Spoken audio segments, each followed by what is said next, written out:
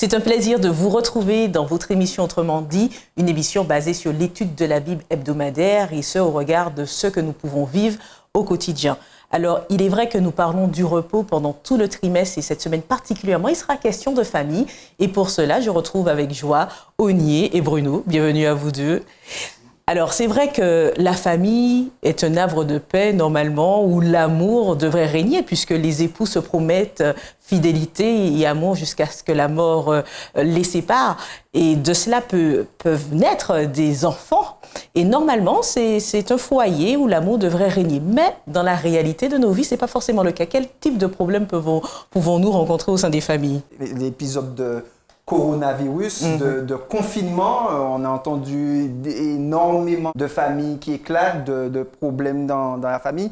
Et même sans parler de confinement, il n'y avait pas besoin de confinement pour que justement qu'ils puissent avoir ces problèmes. Nous entendons souvent des faits divers de toutes sortes, des problèmes de famille, des problèmes de terre, des problèmes de ceci. Mais qu'est-ce qui peut retirer notre esprit tranquille justement au sein des familles alors qu'on devrait plutôt se ressourcer dans cette cellule? À la base, on peut prendre les 3 premiers chapitres de la Bible où Dieu fait quelque chose, il dit oh, c'était très bon. Adam et Ève, et Adam est extraordinairement heureux, chair de ma chair, os de mes os, bon, super. Donc, le mariage est une institution divine, mais à partir du chapitre 3 de la Genèse, il sera contracté par des personnes pécheresses.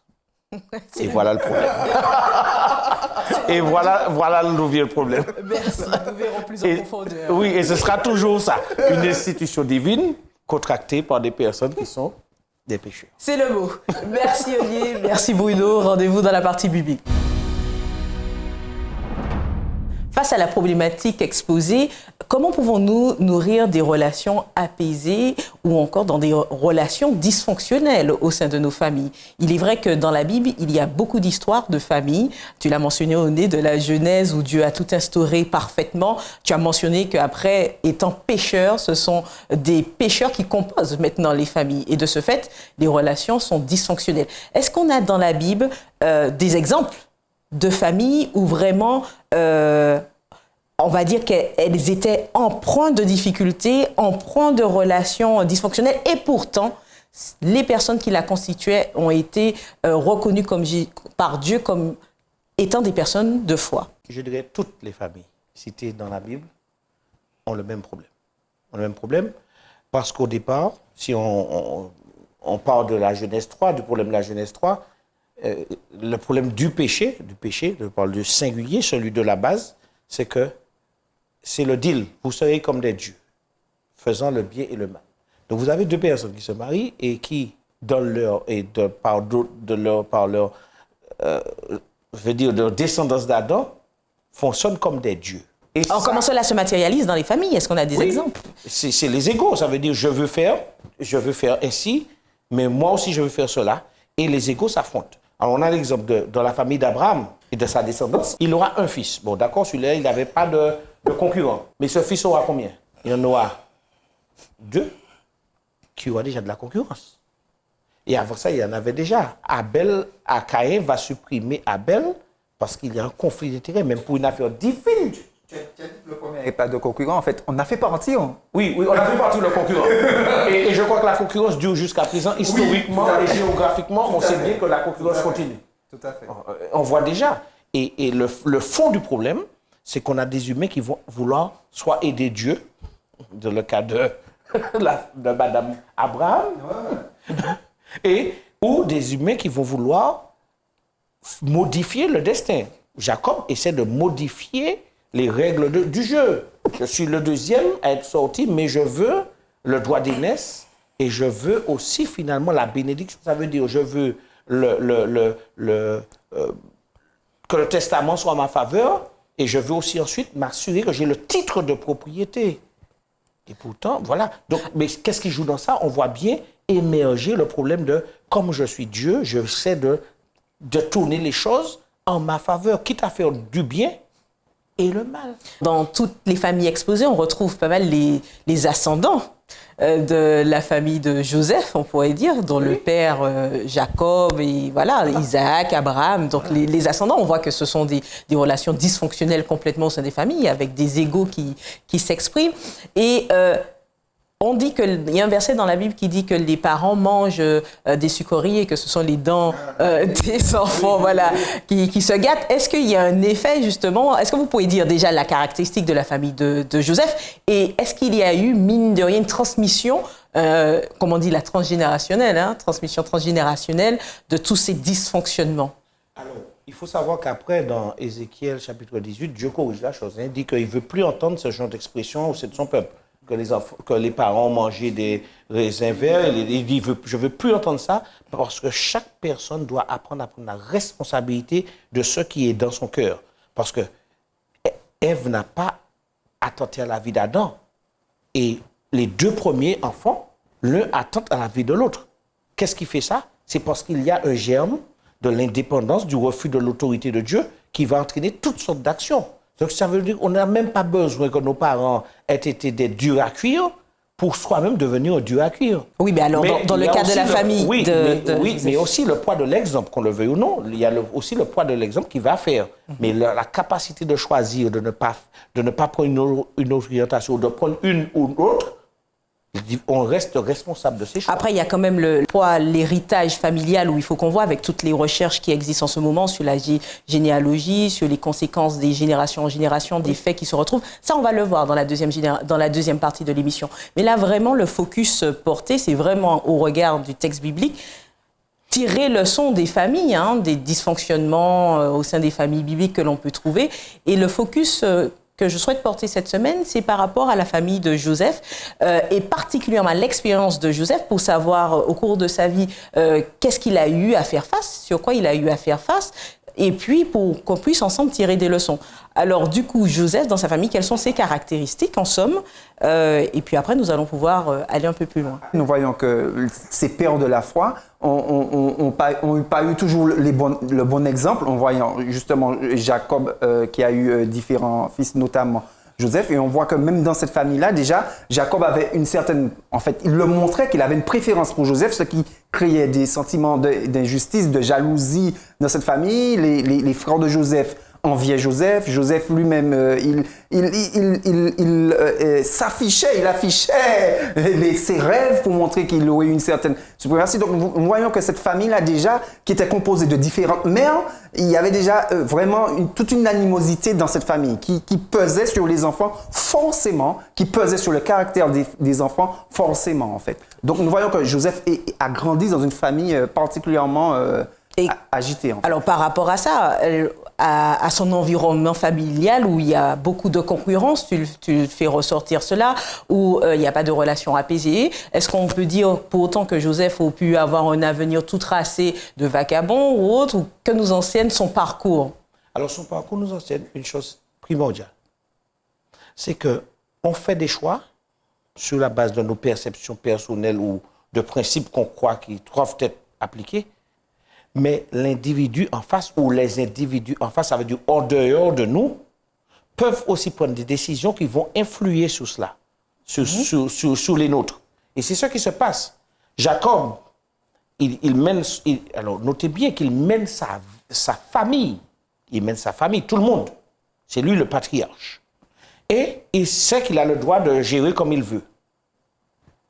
Tu vas faire ça, tu vas faire ça. Et tout le monde doit accepter, c'était la notion, ce que le patriarche voulait. Sauf que,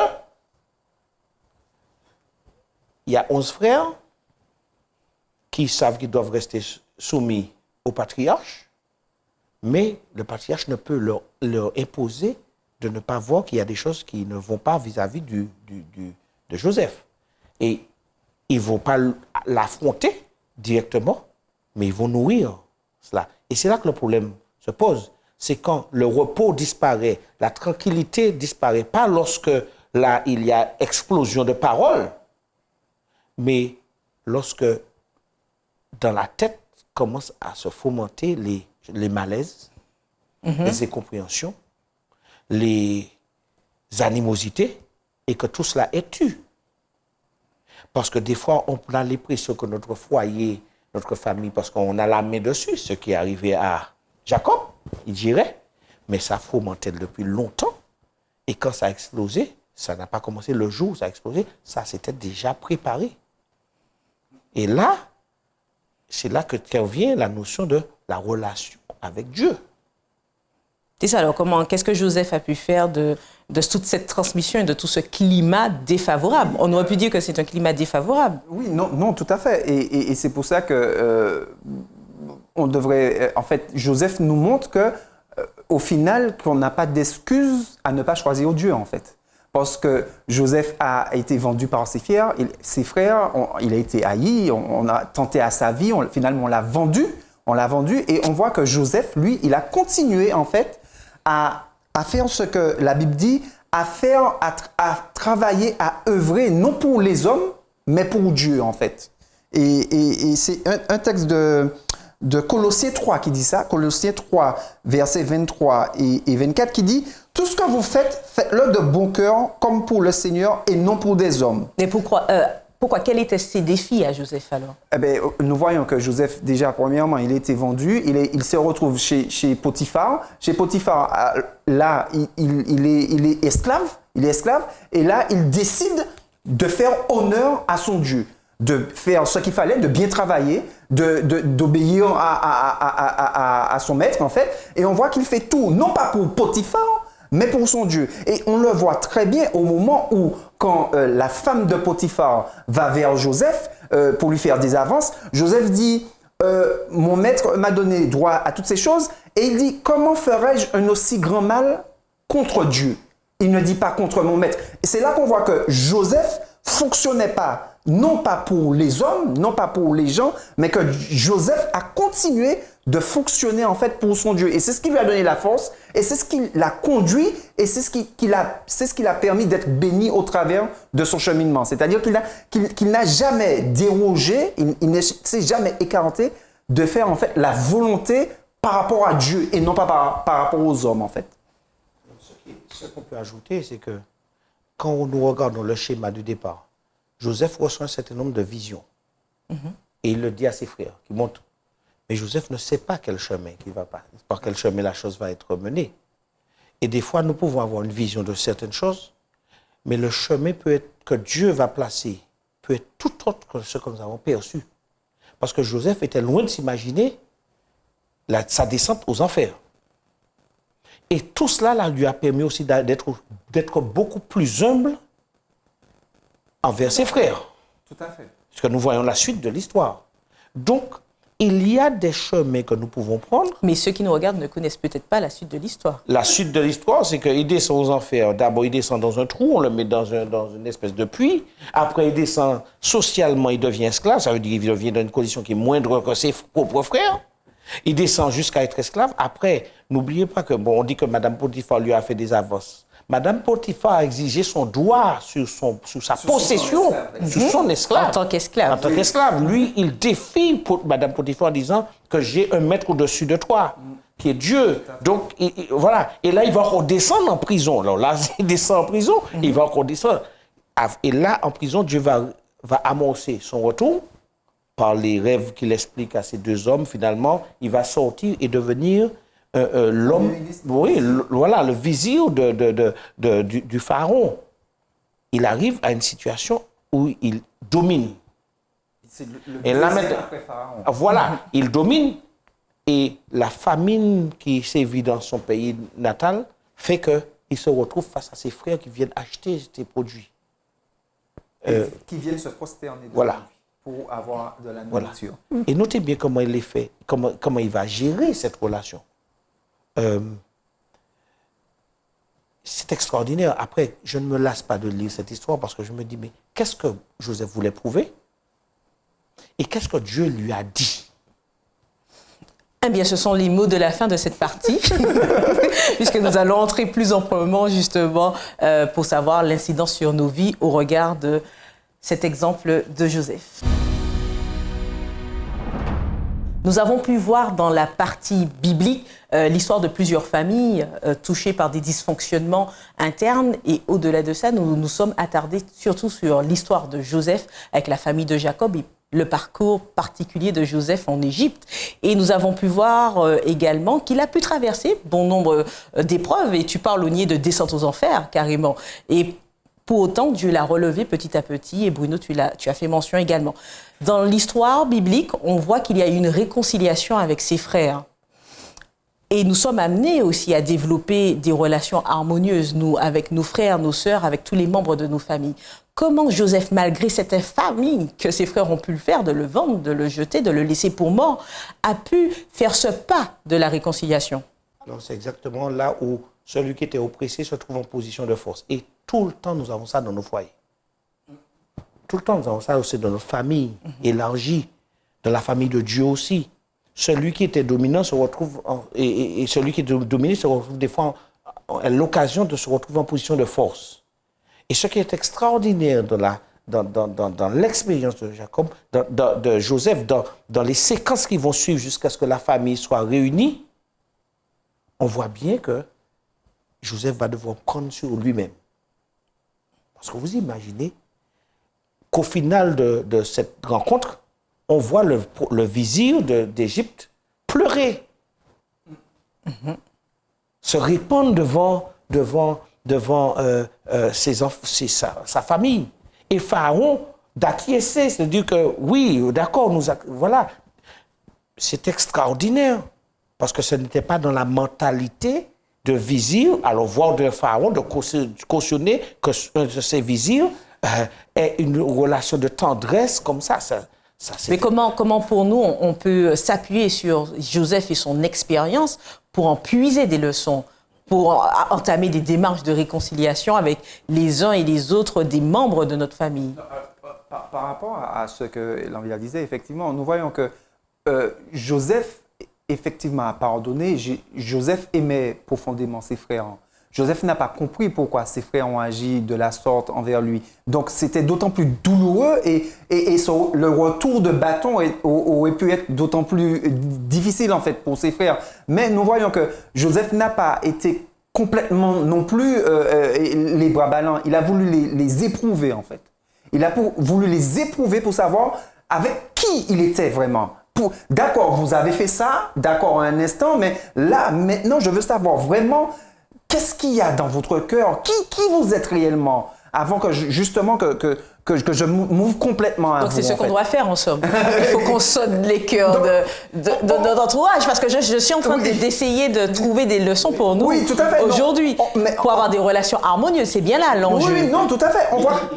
Il faut déjà être soi-même déjà dans la démarche d'humilité, parce qu'il y a aussi des conflits qui sont dus au fait que certains, sans pouvoir bouger sur leur position d'humilité, ça veut dire prendre sur eux-mêmes, faire la propre analyse de leur cœur et de leur mobile, veulent déjà que les autres changent.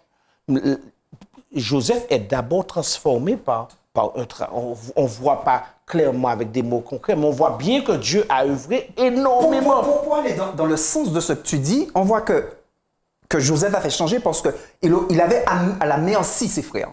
Donc déjà là, le fait de ne pas prendre position, c'est-à-dire de ne pas se venger, on voit que Dieu a déjà agi dans son cœur. Déjà là. Mais ensuite, Joseph, lui, il veut voir justement quel chemin ses frères ont fait entre-temps. Donc c'est pour ça qu'il passe de les éprouver pour voir au final avec qui il a affaire en fait. Mais on voit qu'effectivement, que Dieu avait déjà travaillé dans le cœur de Joseph. Parce que si Dieu n'avait pas travaillé dans le cœur de Joseph, si Joseph n'avait pas accepté, quand il avait ses frères entre ses mains, il se serait vengé sans poser de questions. L'enjeu de cette étude, c'est de pouvoir réfléchir à quelle attitude développer au sein de sa famille quand les relations sont aussi dysfonctionnelles. Comment avoir une attitude favorable au repos, un bien-être psychique, mental, spirituel, physique, parce que c'est l'enjeu de l'étude du trimestre. Alors, comment faire face à un père ou une mère autoritaire, à des jeux de préférence entre frères et sœurs?